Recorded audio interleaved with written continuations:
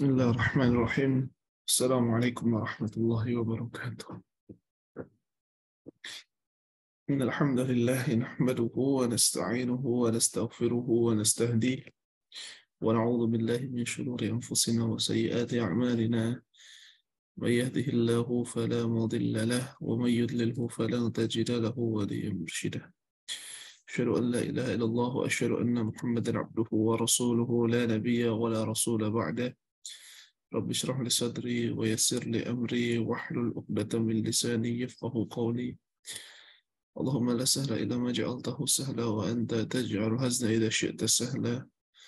Allahumma yassir kulla 'asir waltuf bina fi taysir kulli 'asir fa inna taysira kulli 'asirin 'alayka yasir fa anta maulana fa ni'mal maula wa ni'man nasir. Teman-teman rahmati Allah Subhanahu wa taala, alhamdulillah Allah Subhanahu wa taala masih memberikan kesempatan dan kesehatan alhamdulillah hingga di waktu mustajab ini Allah perkenankan kita untuk bangun dan mengkaji apa yang Allah Subhanahu wa taala firmankan dalam surat Maryam.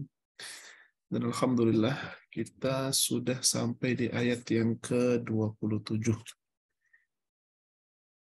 Sedikit mereview ayat-ayat kemarin bahwa percakapan dan kejadian besar yang dialami oleh ibunda kita Maryam melalui proses yang begitu pelik dan melelahkan yang akhirnya membuat ibunda kita Maryam menerima dan faham bahwa sesungguhnya ketetapan Allah Subhanahu wa taala pastilah yang terbaik. Cobaan dari Allah Subhanahu wa taala pastilah cobaan yang terbaik. Seberat apapun cobaan yang dialami oleh ibunda kita Maryam, di ayat yang ke-27 ini kita akan tahu tentang respon beliau dan apa yang beliau laksanakan dan apa yang beliau lakukan. Itu kita akan mengetahui bagaimana beliau bersikap terhadap atau setelah cobaan itu, setelah kejadian besar itu diamanahkan oleh Allah Subhanahu wa taala kepada beliau. Allah Subhanahu wa taala berfirman, فَأَتَتْ بِهِ قَوْمَهَا تَحْمِلُهُ قَالُوا يَا مَرْيَمُ لَقَدْ جِئْتِ شَيْئًا فَرِيًّا. Dia Maryam membawanya. Maksudnya membawa bayi itu. Siapa bayi itu? Bayi itu adalah Nabi Isa alaihissalam kepada kaumnya dengan menggendongnya. Qalu, mereka berkata, maksudnya adalah kaumnya di situ ya. Jadi orang yang hidup di masa ibunda kita Maryam, mereka bertanya dan tentu wajar, sangat-sangat wajar sekali dan biasa ketika ada seorang wanita yang suci, wanita yang tidak pernah tersentuh oleh lelaki manapun, lalu tiba-tiba membawa seorang anak. Dari mana anak ini? Maka mereka berkata, Ya Maryam, wahai Maryam, laqad ji'ti syai'an fariyya. Sungguh engkau benar-benar telah membawa sesuatu yang sangat mungkar. Coba perhatikan teman-teman rahmati Allah Subhanahu wa taala.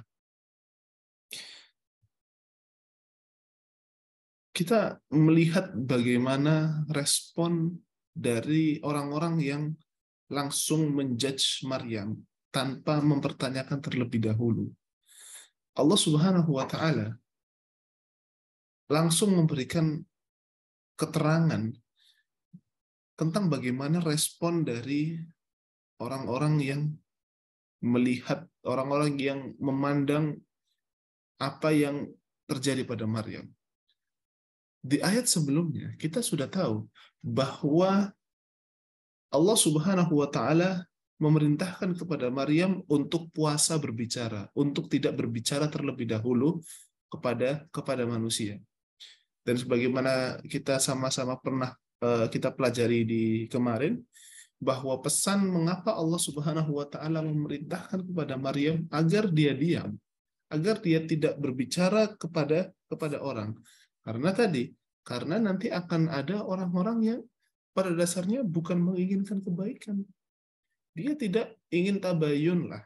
Dia tidak ingin mengetahui kenyataan sebenarnya. Dia hanya ingin ketika melihat ada sesuatu yang tidak biasa, dia langsung memberikan atau langsung menjudge seperti itu.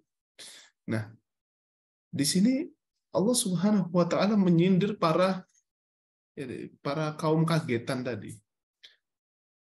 Orang-orang yang tanpa bertabayun terlebih dahulu, tanpa meneliti terlebih dahulu hakikat daripada suatu informasi, hakikat dari suatu hal yang dia lihat, dia tanpa mencari tahu terlebih dahulu, dia langsung tadi pendek sekali lisannya menyampaikan bahwa kamu telah melakukan sesuatu yang munkar. Ini kan terjadi teman-teman ya pada kehidupan kita sehari-hari.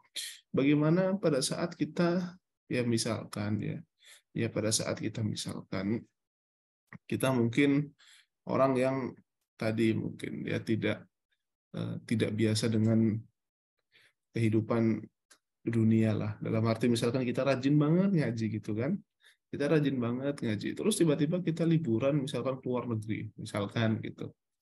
Kita biasa ngaji, kita biasa membaca Quran, biasa ikut kajian, ya, terkenal kita sebagai seorang yang rajin banget dalam ikut kajian, terus tiba-tiba kita pergi ke luar negeri, kita liburan ke luar negeri lah di sana. Lalu kita biasalah ya, kalau orang-orang sekarang itu kan tidak lengkap kalau tidak posting-posting macam-macam gitu. Lalu orang-orang apa yang sering kali kita dengar, wah dia udah mulai cinta dunia, wah dia itu sudah lupa sama kajiannya, wah dia itu sudah terlalu menikmati dunianya sampai tadi lupa terhadap akhiratnya, ya. Mentang-mentang ke luar negeri dia itu tidak kajian, mentang-mentang ke luar negeri dia sudah tidak mau gabung lagi dengan circle-nya. Ya, padahal ini hal yang sangat kasuistik sekali, di mana kebiasaan dia adalah seorang yang rajin dalam kajian, lantas sesekali terlihat, padahal itu bukan termasuk yang dosa, sesekali terlihat tidak biasa, dan ada bau-bau keduniaan di situ, langsung orang menjudge bahwa orang yang rajin kajian tadi sudah lupa dengan kajiannya. Ini kan sering kali kita dapat di dalam kehidupan sehari-hari, teman-teman ya.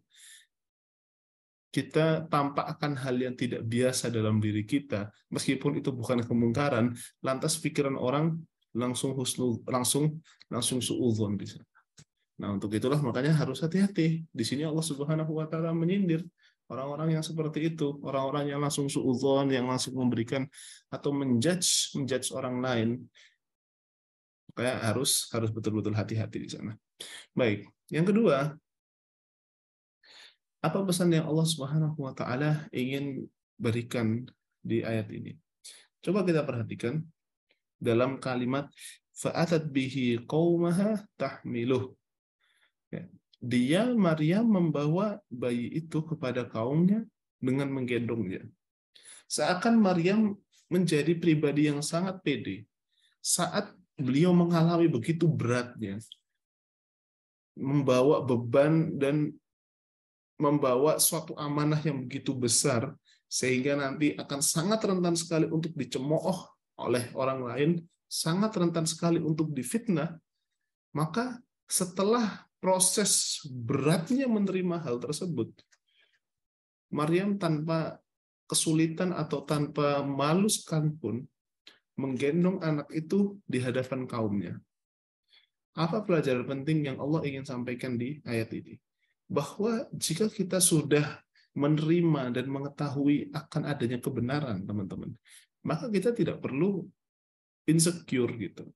Kita tidak perlu malu dengan kebenaran yang memang sudah kita pegang. Selama memang kita tidak mengganggu atau kebenaran yang kita pegang ini tidak menzalimi orang lain. Hanya sekedar membuat orang lain agak curiga, loh kok dia kayak gini sih gitu. Kita nggak perlu malu di sana.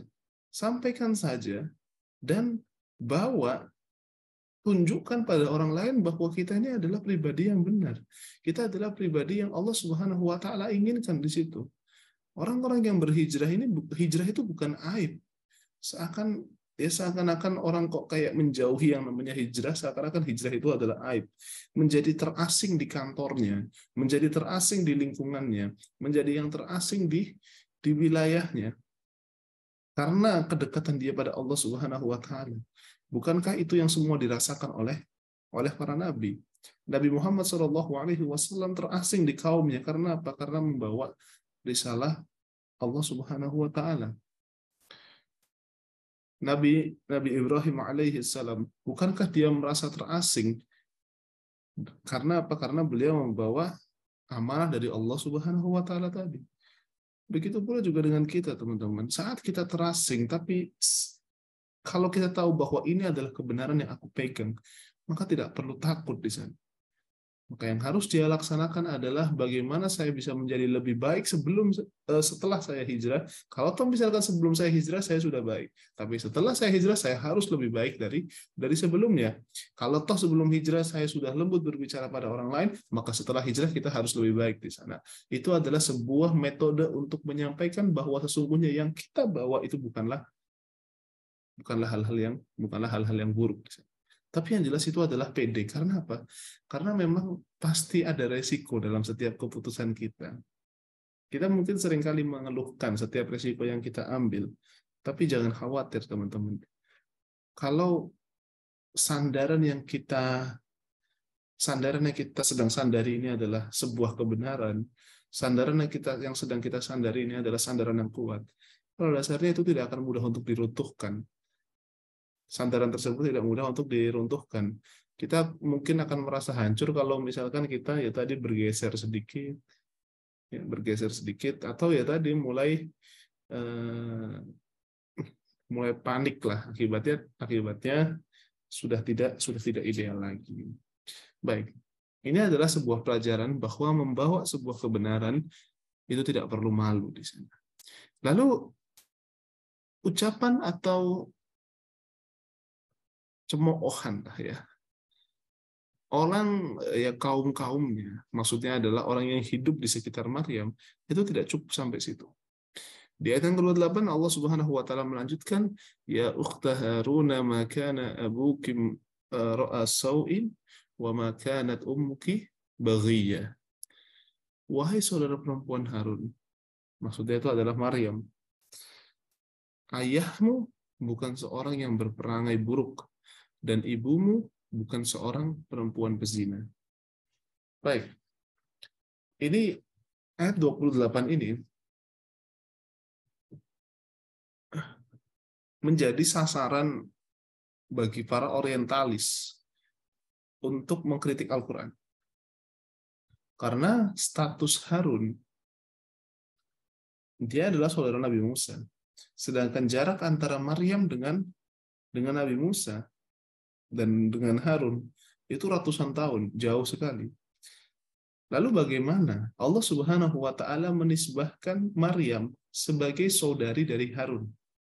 Nah, maka ini ya para orientalis barat ya menganggap bahwa ini semua merupakan tanda kesalahan Al-Qur'an di situ. Ya, bahwa Allah Subhanahu wa taala enggak paham sejarah, katanya gitu. Tapi teman-teman rahmati Allah Subhanahu wa taala, ada Syekh Abdurrahman Badawi. Beliau seorang dari Mesir dan beliau juga belajar di Barat di Sorbonne University yang di Prancis. Beliau membuat kitab yang judulnya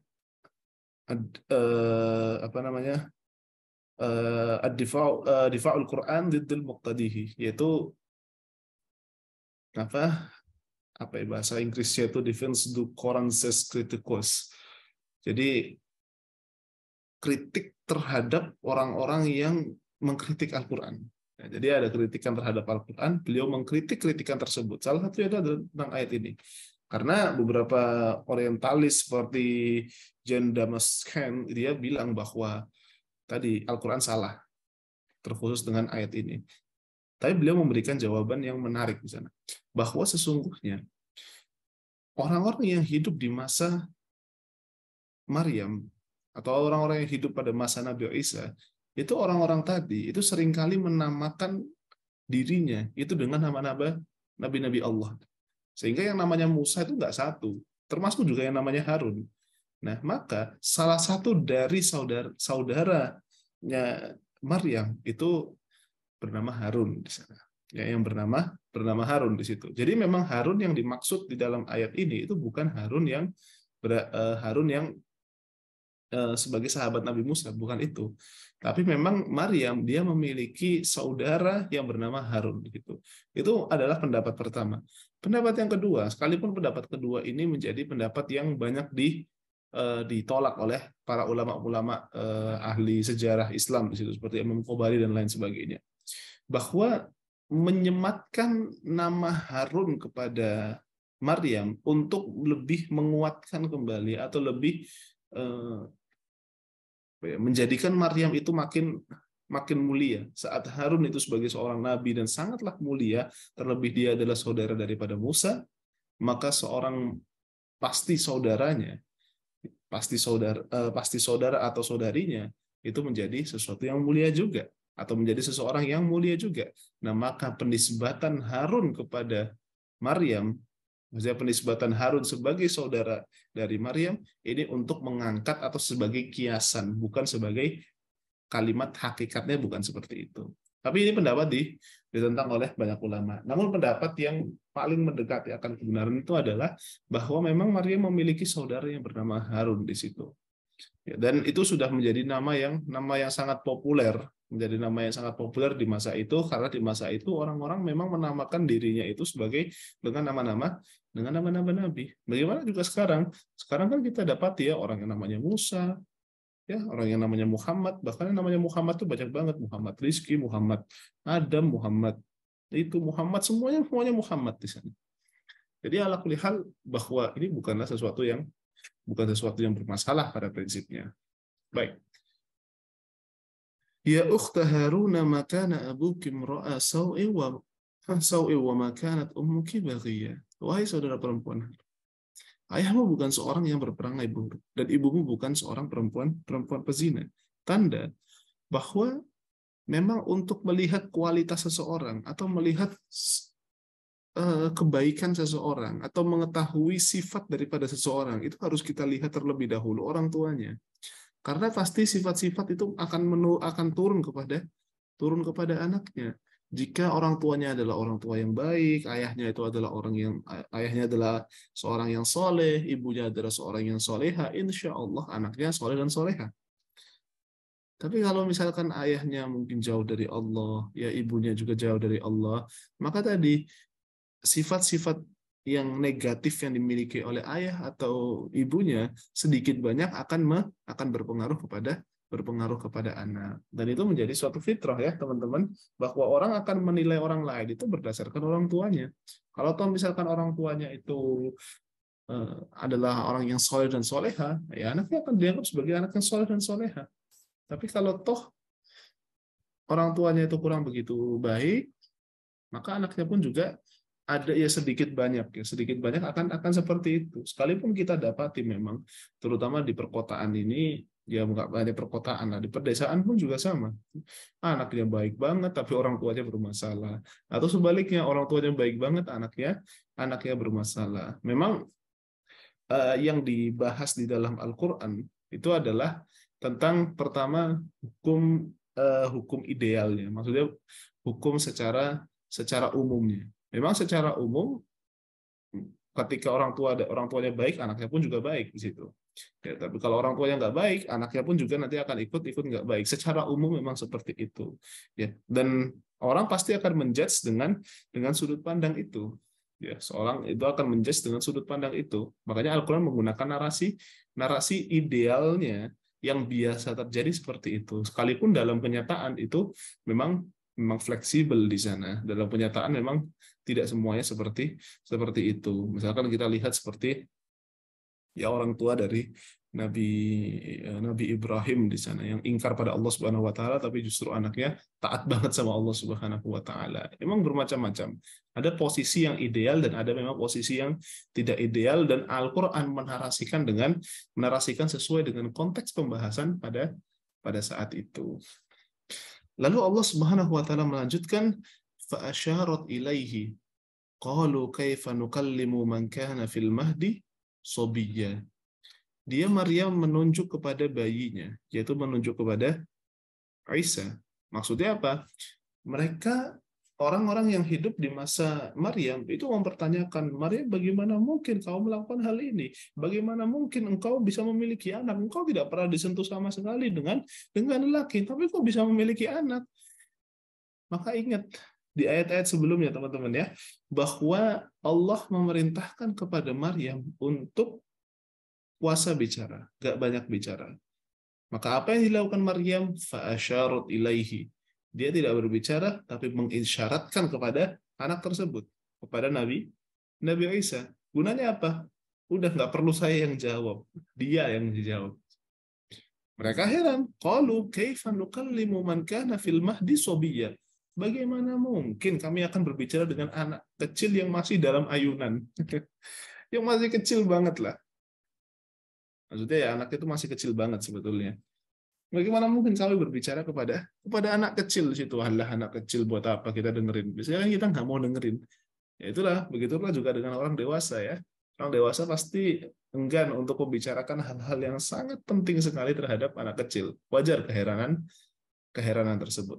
Nah, namun teman-teman sekalian, dari ayat yang ke-29 ini para ulama fikih terutama itu memberikan menarik sebuah kesimpulan yang sangat penting, yaitu apa? Bahwa di dalam praktek fikih ya, kalau toh ada orang yang tidak bisa berbicara, yaitu orang-orang yang bisu ya, maka informasi yang bisa kita ambil dari orang bisu itu adalah bukan dari lisannya, tapi dengan apa? Tapi dengan isyaratnya. Ya. Maka kalau toh misalkan dalam persaksian, kalau dalam Islam itu persaksian orang bisu itu bukan dinilai dari lisannya, karena biasanya persaksian itu kan dari lisan, tapi karena orang bisu tidak bisa. Nah, maka isyarat itu cukup untuk mewakili lisannya di situ. Al isyaratul ma'huda indal akhrasi kal bayanu bil lisan. Bahwa isyarat yang dilakukan oleh orang yang bisu ya itu statusnya sama seperti bicara dengan menggunakan lisan. Ingat ya, ini orang yang bisu. Tapi kalau toh misalkan orang yang memang sanggup untuk berbicara, maka isyarat tersebut itu tergantung gunanya, tergantung arahnya kemana di sana. Ya, tapi tentu posisi Maryam ini adalah orang yang memang diperintahkan oleh Allah Subhanahu wa taala untuk membisu sementara. Maka isyarat itu menjadi perwakilan daripada lisan dia. Baik. Lalu di ayat yang ke-30 ini menarik. Allah Subhanahu wa taala menyebutkan. Nah, ini Aisyah menjawab ya. Aisyah menjawab setelah Maryam mengisyaratkan kepada orang-orang tadi agar tanyalah sama anak ini. Aisyah berkata, "Qala inni Abdullah, atani al-kitaba wa ja'alani nabiyya." Dia Isa berkata, sesungguhnya aku ini adalah hamba Allah. Atani al-kitab. Dia akan memberiku kitab yang itu Injil, wa ja'alani nabiyya, dan menjadikan aku seorang nabi. Anak kecil yang secara manusiawi kayaknya nggak bisa deh untuk menjawab pertanyaan-pertanyaan yang berat tadi. Ya, apalagi untuk mengklarifikasi apa yang terjadi kepada ibunya. Ini menjadi pelajaran berharga banget teman-teman ya, bahwa posisi anak kepada orang tuanya itu memang harus menjadi sosok pelindung bagi orang tuanya. Bahwa anak itu sekalipun memang di bawah bimbingan atau di bawah perlindungan orang tuanya, Tapi didikan yang harus disampaikan oleh orang tua kepada anaknya adalah bisa menjadi seorang yang sangat tangguh, sehingga di kemudian hari anak ini memang bisa memberikan tameng dan menjadi benteng pertama. Kalau siapapun mau menghina orang tua saya, hadapi aku dulu. Ini yang dilakukan oleh Nabi Isa alaihi salam. Ya. Bagaimana beliau menjadi orang atau menjadi, meskipun dia masih anak kecil, menjadi benteng bagi ibunya, bahwa kalau toh ada yang mencela ibunya, maka hadapi Isa terlebih dahulu. Tapi yang menarik adalah di ayat yang ke-30 ini Allah menyebutkan, atau ya tadi ya, Isa juga menyebutkan, ini Abdullah, sesungguhnya aku adalah Abdullah, adalah hamba Allah. Ini menarik teman-teman. Beliau masih kecil, dan beliau menggunakan istilah Abdullah, bahwasanya aku ini adalah hamba Allah. Pertanyaan adalah kenapa Allah memilih kepada Isa bahwa dirinya itu adalah Abdullah. Ini seakan mengantarkan kita, ya, mengantarkan kita bahwa suatu saat akan ada orang yang mempermasalahkan status kehambaan Nabi Isa. Dan kita lihat bahwa setelah Nabi Isa dewasa, setelah Nabi Isa memiliki kaum di sana, dan Nabi Isa dikejar-kejar dia oleh orang-orang Yahudi di sana untuk dibunuh. Lalu orang-orang pengikut Nabi Isa yang salah faham terhadap kejadian tersebut, menganggap Nabi Isa bukan sebagai Abdullah, tapi sebagai Tuhan di situ. Jadi seakan Nabi Isa sudah tahu kalau nanti gitu ya, kalau nanti itu akan ada orang yang mempermasalahkan statusnya, maka sedari kecil Nabi Isa sudah menyebutkan bahwa aku adalah Abdullah, aku adalah hamba Allah. Atani al-kitab, yang diturunkan kitab kepadaku. Bahwa kalau toh misalkan beliau ini adalah Tuhan, nggak mungkin lah dikasih sebuah bimbingan. Namanya Tuhan udah nyampaikan begitu saja, kan gitu.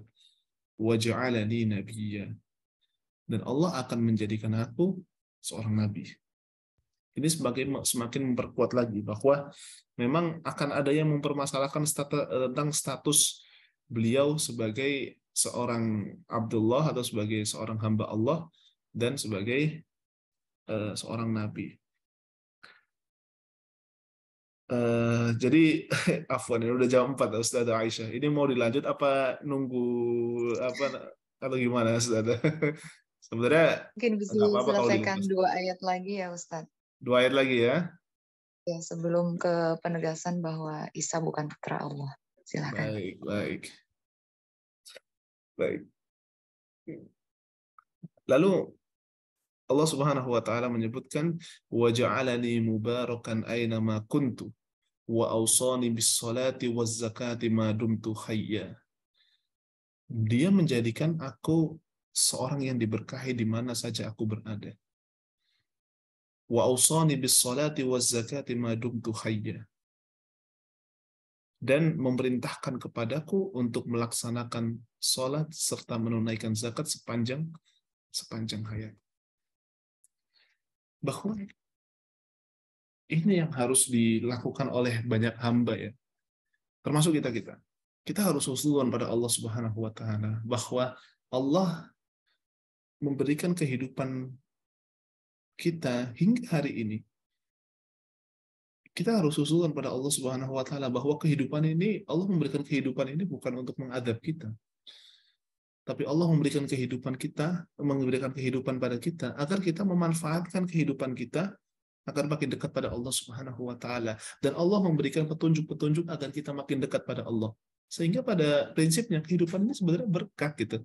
Tergantung kepada diri kita. Wa ausani bis salati waz zakati ma dumtu hayya. Tanda bahwa perintah salat, dan salat dalam arti doa ya. Dalam arti doa. Tapi kalau misalkan salat dalam arti rukuk, sujud dan lain sebagainya, ini ada pada masa ada pada masa Nabi Muhammad SAW. Tapi yang menarik adalah zakat. Bahwa saya zakat ini sebenarnya syariat lama gitu ya, syariat lama. Tapi bagaimana tentang prinsip perlakuannya atau nisabnya, haulnya dan rincian-rincian mengenai zakat itu, wallahu taala alam. Ya, tandanya adalah bahwa nabi-nabi terdahulu pun juga diberi syariat oleh Allah Subhanahu wa taala.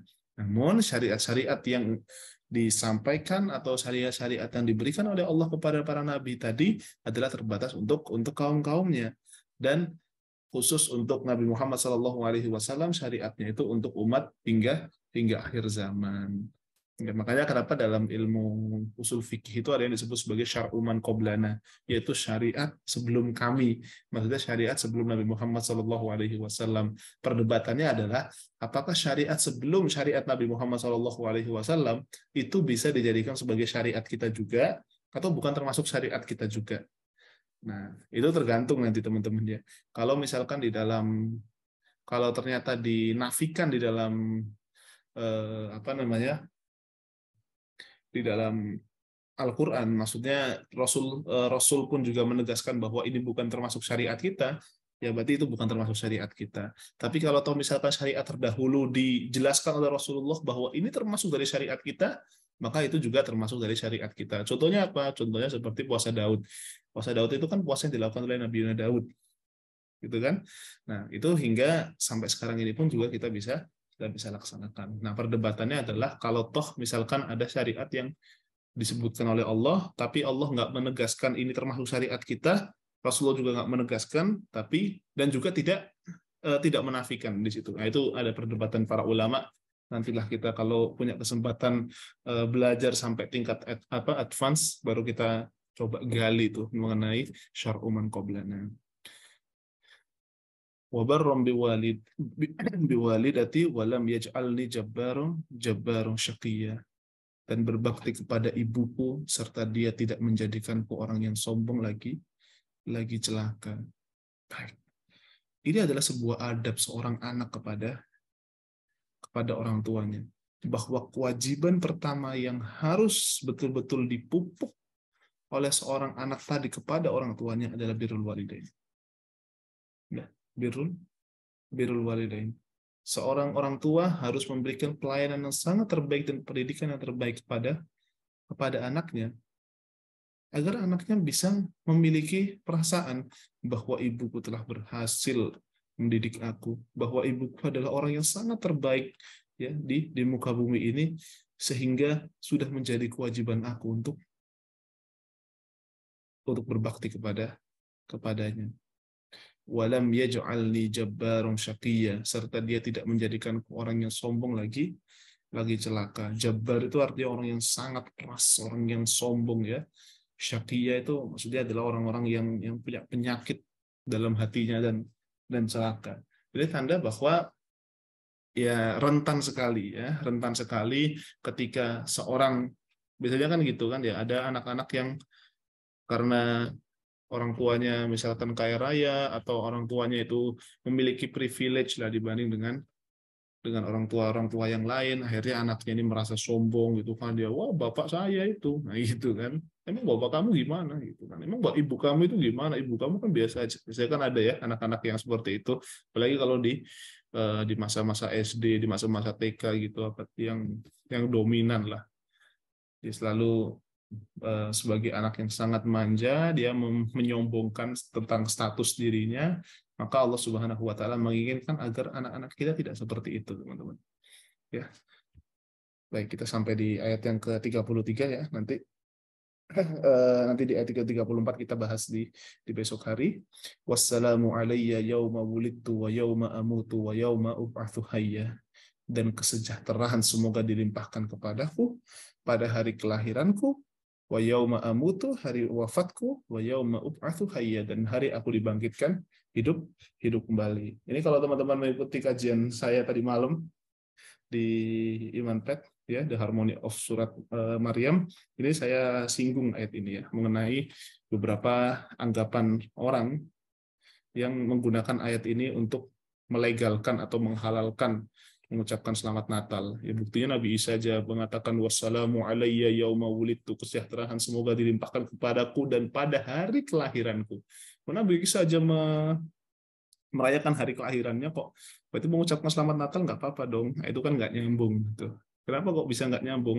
Karena Merry Christmas itu mengatakan bahwa selamat atas kelahiran Nabi Isa atau selamat atas kelahiran Isa menurut pandangan orang Kristen itu adalah hari kelahiran Isa sebagai Tuhan. Sedangkan di ayat yang ke-30 kita udah belajar ya. Ke-30 kan disebutkan qala inni abdullah. Aku ini adalah hamba Allah. Ataniyal kitabah wa ja'alani nabiyya. Dia memberiku kitab dan menjadikan aku sebagai seorang nabi. Tanda bahwa wassalamu alayya yauma wulidtu, keselamatan pada hari kelahiranku itu adalah hari kelahiran beliau sebagai seorang nabi, bukan sebagai Tuhan. Jadi berbeda. Kalau Merry Christmas itu ranahnya itu adalah menganggap Nabi Isa sebagai Tuhan, sedangkan kelahiran, keselamatan bagi hari kelahiranku yang dimaksud di ayat ke-33 itu harus dihubungkan dengan ayat yang ke-30. Apalagi beliau sampaikan ketika beliau masih kecil. Maka keselamatan bagi hari kelahiranku, maksudnya hari kelahiran Nabi Isa sebagai seorang nabi. Makanya nggak nyambung kalau ayat ini itu dijadikan sebagai dalil dibolehkannya mengucapkan selamat Natal. Baik, mungkin itu dari saya, Ustazah. Nanti insya Allah di pertemuan selanjutnya kita akan bahas di ayat yang ke-34 situ. Baik teman-teman, Allah Subhanahu wa taala, kita sama-sama berdoa ya. أعوذ بالله من الشيطان الرجيم بسم الله الرحمن الرحيم الحمد لله رب العالمين الرحمن الرحيم مالك يوم الدين نستعين اهدنا الصراط المستقيم صراط الذين أنعمت عليهم غير المغضوب عليهم اللهم إنا نسألك الهدى والتقى والعفاف والغنى اللهم إنا نسألك علما نافعا ورزقا طيبا وعملا متقبلا اللهم إنا نسألك الهدى والسداد اللهم إنا نعوذ بك من العجز والكسل والبخل والهرم وعذاب القبر اللهم آت نفوسنا تقواها وزكها أنت خير من زكاها أنت وليها ومولاها اللهم إنا نعوذ بك من علم لا ينفع ومن قلب لا يخشى ومن نفس لا تشبع ومن دعوة لا يستجاب لها اللهم إنا نعوذ بك من جهل البلاء ودرك الشقاء وسوء القضاء وشماتة الأعداء اللهم أصلح لنا ديننا الذي هو عصمة أمرنا وأصلح لنا دنيانا التي فيها معاشنا وأصلح لنا آخرتنا التي فيها معادنا واجعل الحياة زيادة لنا في كل خير واجعل الموت راحة لنا من كل شر اللهم آتنا في الدنيا حسنة وفي الآخرة حسنة وقنا عذاب النار سبحان ربك رب العزة عما يصفون السلام على المرسلين والحمد لله رب العالمين.